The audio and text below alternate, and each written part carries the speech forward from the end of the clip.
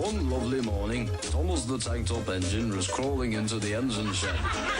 Beep, beep, went the other engines. They were pleased to see Thomas. Keep that ruddy nose down, said Thomas.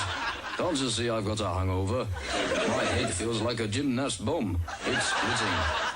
And a lot more's body, added Gordon. Are you coming into the station, Thomas, to pick up some more jolly folk from the town? Stuff that, said Thomas. I need a drink. Hellfire, I'm hers, he said with great difficulty. Fill us up, Mr. Water Tank. Brrr, said Thomas, without moving his lips. That's your share, Thomas, said the water tank. Unless you don't mind taking Gordon's. Okay, said Thomas, but easy on the bitter lemon. Right, I'm off to the sidings. Thomas looked forward to his daily trips to the sidings, even if it was a ruddy, silly name for a pub.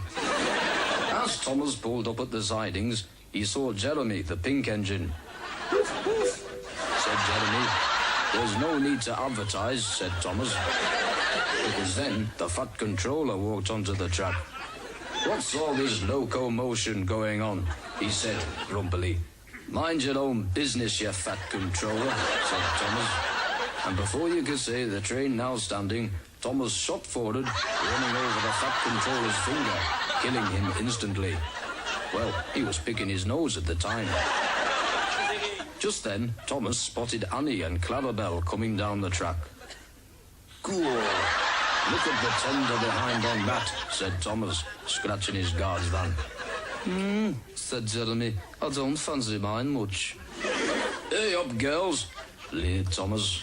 Want to come back to the buffet car for a few bevies or what? Oh, look out, Thomas, look out. You can pack that lark up straight away, said Jeremy, and threw a bucket of water over them. Uh-oh, here comes P.C. Pullman. What's going on here, Thomas? Have you been drinking? No, sir, said Thomas, and promptly threw up. But it all turned out well in the end. Jeremy went off to become a hairdresser, and Thomas was put back on the wagon and sent straight to the Betty Ford scrapyard.